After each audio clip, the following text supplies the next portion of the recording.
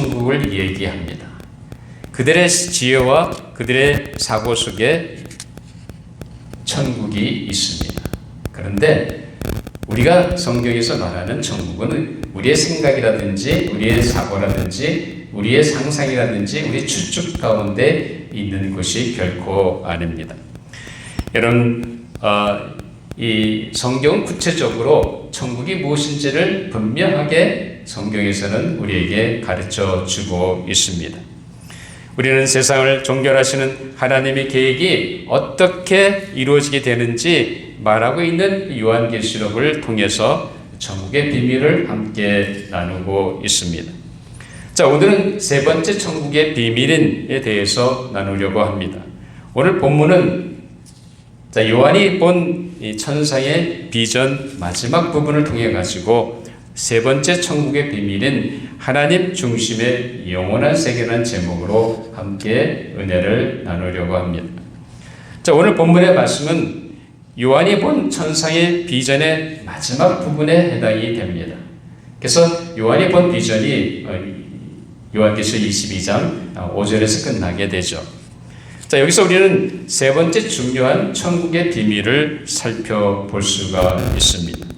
자, 그 비밀은 다른 것이 아니라 하나님 중심의 영원한 세계라는 것입니다. 그러면 도대체 하나님 중심의 영원한 세계라는 것이 도대체 무슨 말입니까? 무슨 뜻입니까? 오늘 우리가 본문을 통해서 함께 중요한 세 가지를 살펴보려고 합니다. 첫째로 천국에 있는 모든 것의 중심이 하나님께 있다는 사실입니다. 자, 우리 오늘 본문은 읽었습니다만 다시 한번 본문 1절, 2절 같이 찾아서 또 합독하도록 하겠습니다. 1절, 2절 시작. 또 그가 수정같이 맑은 생명수의 강을 내게 보이니 하나님과 및 어린 양의 보좌로부터 나와서 길 가운데로 흐르더라. 강주 위에 생명나무가 있어 12가지 열매를 맺되 달마다 그 열매를 맺고 그 나무 잎사귀들은 만국을 치료하기 위하여 있더라 라고 말하고 있습니다. 자, 요한은 새 예루살렘 성인 천국에 생명수의 강이 흐르는 것을 있다고 말하고 있습니다. 이 강물은 수정같이 아주 맑은 물이라고 합니다. 아마 여러분들이 깊은 산속에 가면 깊은 산속의 계곡에 흘러내리는 물을 보면 물이 참 깨끗하잖아요. 또 유명하고 아름다운 그 비치에 가보면 바닷물이 아주 투명합니다. 그런데 그런 것은 상대가 안 될 정도로 수정같이 맑은 생명수 강이 바로 이 새 예루살렘 성 그 안에 가운데 있다는 것입니다. 자, 그런데 이 물이 도대체 어디에서 흘러나오고 있습니까? 자, 오늘 본문을 자세히 살펴보면 그 생명수 강물의 근원이 어디입니까? 그것은 다른 것이 아니라 하나님의 보좌와 어린 양의 보좌에서 흘러나온다고 분명히 말하고 있습니다. 요한은 그 생명수 강물이 바로 하나님의 보좌와 어린 양의 보좌에서 그 근원이 시작이 된다는 것을 분명하게 우리에게 말하고 있습니다. 수정같이 맑은 생명수 강의 물이 하나님의 보좌와 어린 양의 보좌로부터 흘러나오고 있음을 분명히 보여주고 있습니다. 즉, 이 말은 다른 것이 아니라 모든 생명과 삶과 질서의 중심이 하나님께 있다는 사실입니다. 하나님과 어린 양의 보좌는 전능하신 하나님의 임재를 상징하는 것입니다. 또한 그분의 위치와 권세를 분명히 보여줍니다. 천국의 중심에 흐르는 생명수 강의 원천은 바로 하나님의 보좌에 있습니다. 다시 말하면 천국에 있는 모든 것의 중심이 바로 하나님께 있다는 사실을 분명히 보여주는 것입니다. 하나님이 이제 세상을 정리하시고 그리고 새로운 하나님 나라의 새로운 통치를 시작하십니다. 하나님께서 준비하신 이 새 예루살렘 성의 모든 생명과 삶과 그 다음에 질서의 중심은 하나님이십니다. 생명을 유지하고 모든 것들의 질서를 붙잡으시며 인도하시며 운영하시는 분은 바로 하나님이십니다.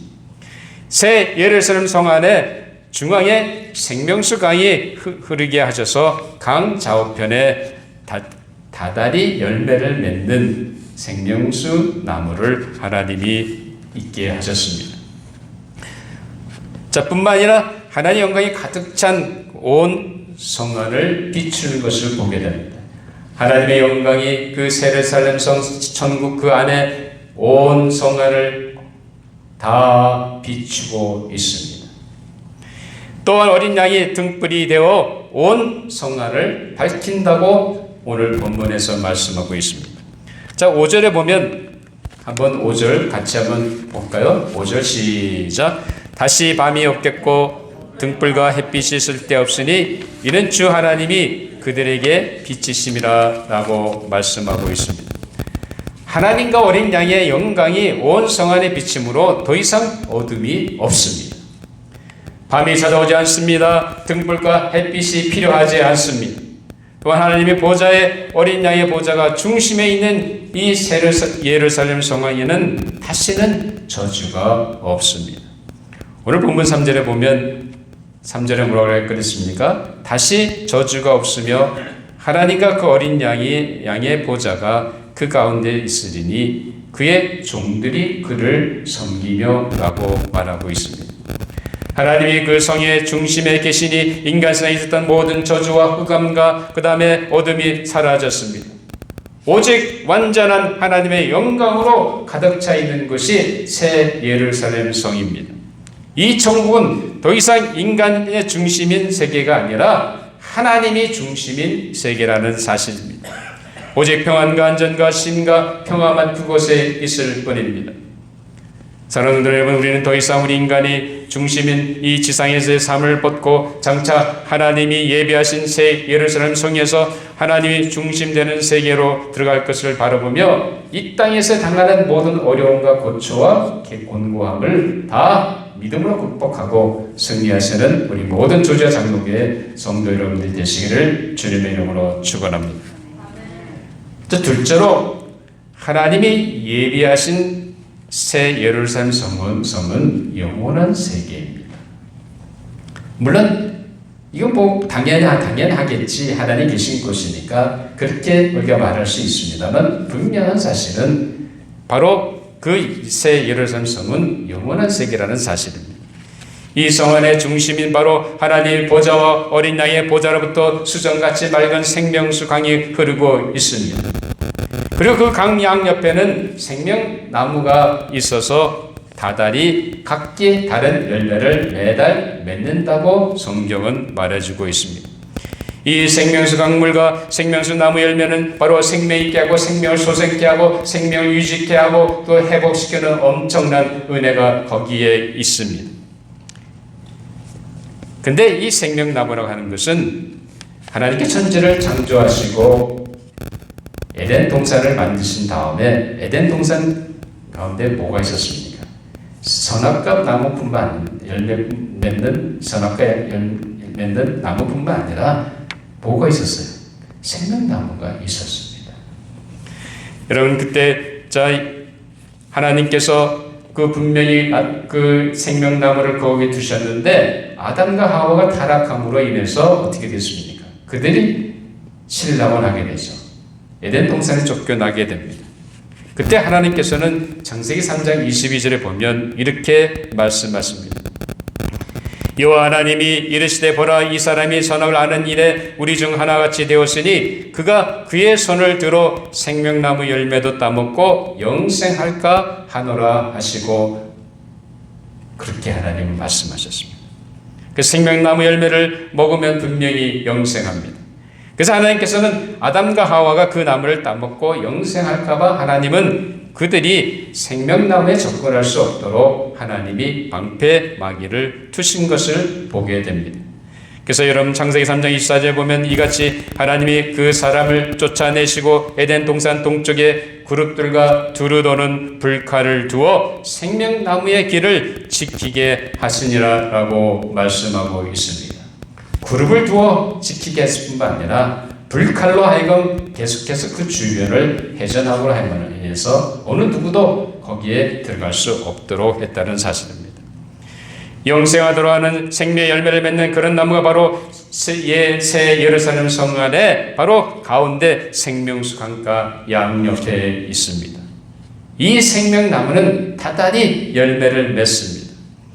이 열매로 영생의 놀라운 일이 일어납니다. 그뿐만 아닙니다. 생명나무의 잎사귀들은 무슨 역할을 합니까? 오늘 본문에 보니까 분명히 말씀해주고 있습니다. 자, 2절 후반부에 보면 그 나무 잎사귀들은 만국을 치료하기 위하여 있더라라고 말씀합니다. 이 생명나무의 잎사귀들은 만국을 치유하는 역할을 합니다. 소생시키는 역할을 합니다. 회복시키는 역할을 합니다. 이 생명나무 열매는 영생을 위해, 그리고 그 잎사귀들은 치유를 위해 존재합니다. 따라서 생명과 치유를 위한 모든 것이 이 생명나무 안에 있다는 사실입니다. 저 영혼을 위해 이 모든 것을 하나님이 그렇게 만드신 것입니다. 오늘 본문 5절에 보면 다시 밤이 없겠고 등불과 햇빛이 쓸데없으니 이는 주 하나님이 그들에게 빛이심이라 하시면서 마지막에 무슨 얘기를 하십니까? 그들이 세세토록 왕노릇하리로다 라고 말합니다. 이마에 하나님의 이름이 인침받은, 그 새겨져 있는 구원받은 하나님의 백성들이 새 예루살렘 성에서 세세토록 왕노릇할 것을 분명히 하나님은 선포하고 계십니다. 다시 말하면 영원토록 그 성에서 다스리는 것을 말해주고 있습니다. 따라서 영원히 거기서 살게 될 것을 하나님은 말씀하고 계십니다. 새 예루살렘 성에서의 모든 것들이 다 영원한 세계에 있게 됩니다. 영원하신 하나님과 그 어린 양과 함께 택함 받은 백성들은 다 영생을 누리게 됩니다. 하나님의 생명과 영광의 빛으로 비침 받은 어린 양의 생명체의 이름이 기록된 주의 백성들은 다 영생을 누리게 됩니다. 하나님의 입에 진 저세에서 우리 모두는 하나님과 함께 영생 복락을 누리는 은혜가 있는 줄 믿으시기 바랍니다.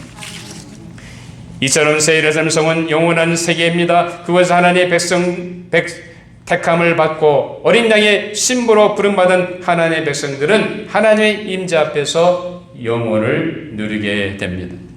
사랑하는 여러분, 우리는 장차 하나님이 예배하실 새 예루살렘 성에서 하나님과 그 어린 양과 함께 영원을 누리게 될 것을 믿고 바라보는, 그래서 이 땅에서의 삶의 소망을 두지 말고 바로 장차 영원에 대한 소망으로 승리하시는 모든 조지아 장로교회 성도 여러분들이 되시기를 주님의 이름으로 축원합니다.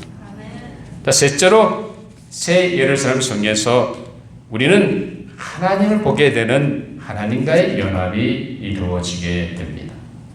자, 오늘 본문 4절을 한번 같이 찾아서 다시 한번 합독하도록 하겠습니다. 4절 시작. 그의 얼굴을 볼 터이요 그의 이름도 그들의 이마에 있으리라 라고 말합니다. 하나님의 이름이 이마에 새겨지는 사람들이 도대체 누구입니까? 하나님의 인칭, 어린 양의 피로 인침받은 그 하나님의 백성들 아닙니까? 그 믿음 가지고 이 어려운 세계를 다 극복하고 승리한 믿음의 성도들을 말합니다. 바로 그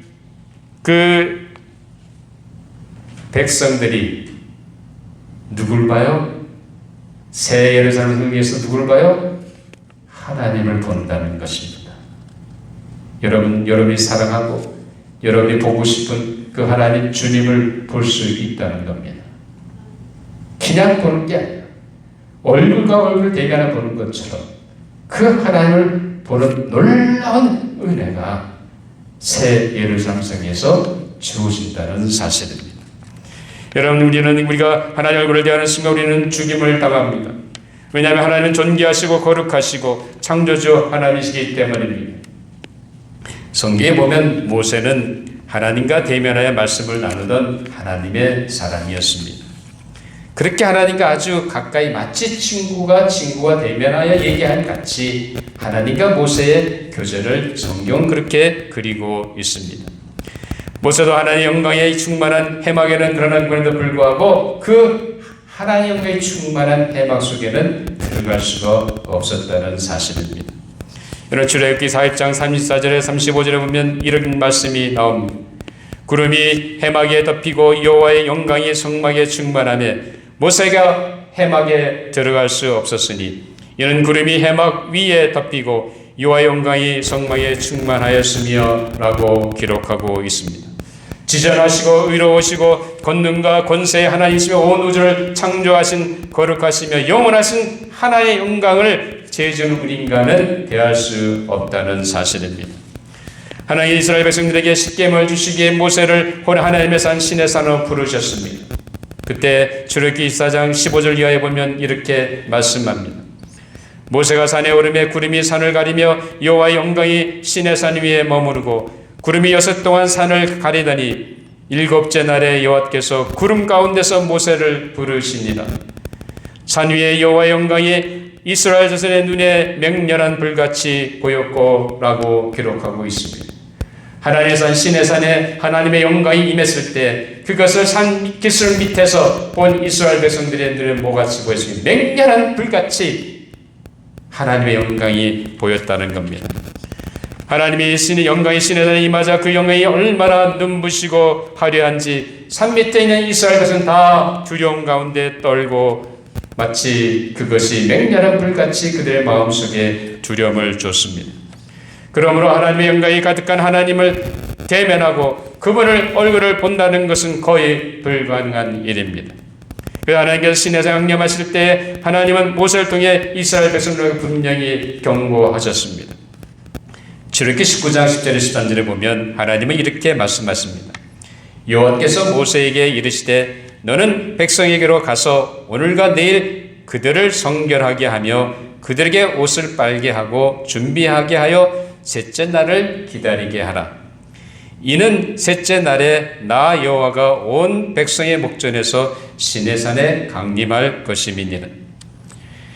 너는 백성을 위하여 주위의 경계를 정하고 이르기를 너희는 삼가 산에 오르거나 그 경계를 침범하지 말지니 산을 침범하는 자는 반드시 죽임을 당할 것이라.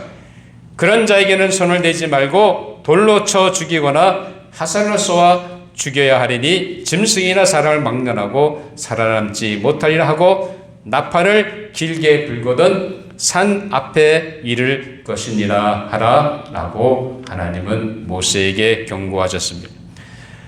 이렇게 거룩하신 하나님의 영광이 가득한 그분의 인자 앞에 나갈 때 하나님은 이스라엘 백성들을 준비시키며 하나님이 강림하실 산 기슭에 머무르게 하셨다는 사실입니다. 하나님의 시내에서 강림하실 때 우레와 번개와 빽빽한 구름이 산 위를 덮게 됩니다. 그리고 나팔 소리가 진동하게 됩니다. 이에 이스라엘 백성들은 다 떨었습니다. 그때의 광경을 출애굽기 20장 18절에 보면 이렇게 이야기합니다. 시내산의 연기가 자욱하니 여호와께서 불 가운데서 거기 강림하십니다. 그 연기가 은기 가마 연기같이 떠오르고 온 산이 크게 진동하며 라고 기록하고 있습니다. 얼마나 하나님의 영광이 크신지 온 땅이 진동하고 산이 흔들리고 그리고 연기가 나고 나팔소리 그 속에 하나님이 영광이 임했다는 것입니다. 시내산에 하나님의 영광이 임하고 그분의 임재로 온 이스라엘 백성들은 두려움과 떨림 가운데 있었습니다. 그때 하나님은 모세를 통해서 이스라엘 백성들에게 경고하셨습니다.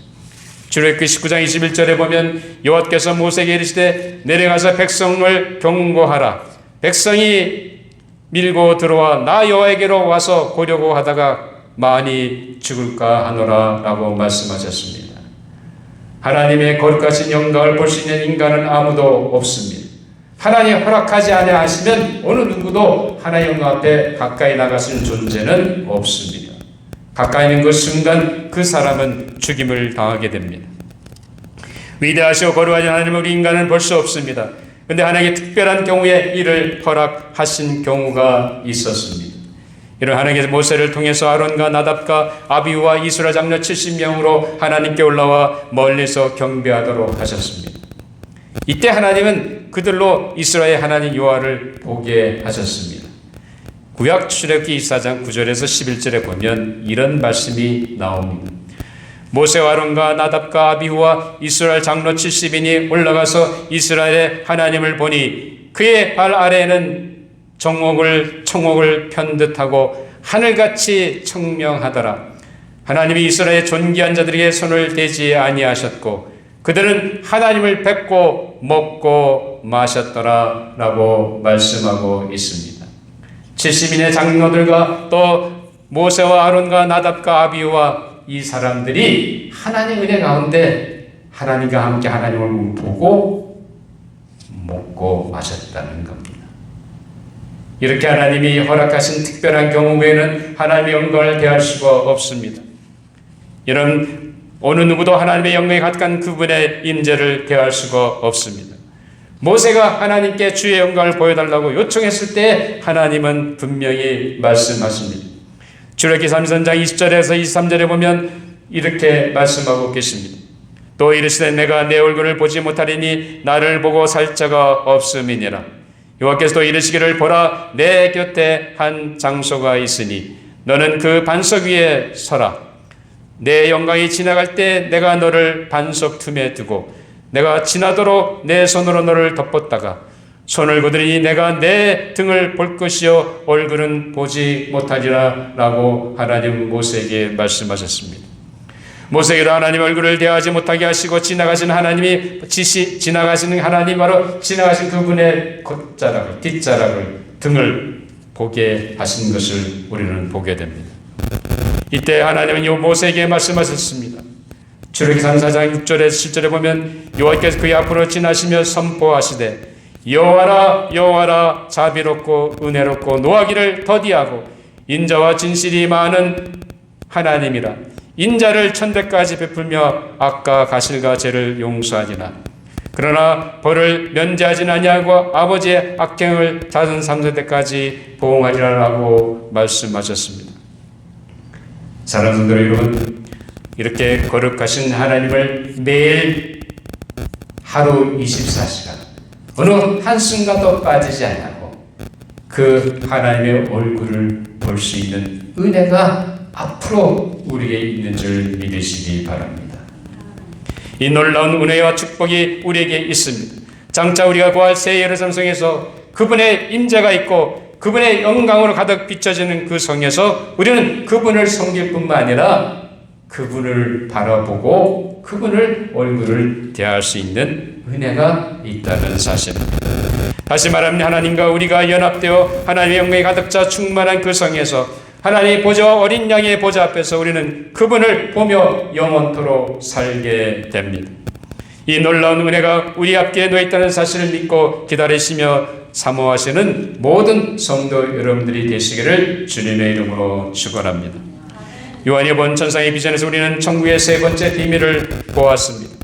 하나님이 예배하실 새 예루살렘 성은 인간이 중심이 아닌 하나님이 중심인 세계입니다. 또한 그것은 영원한 세계입니다.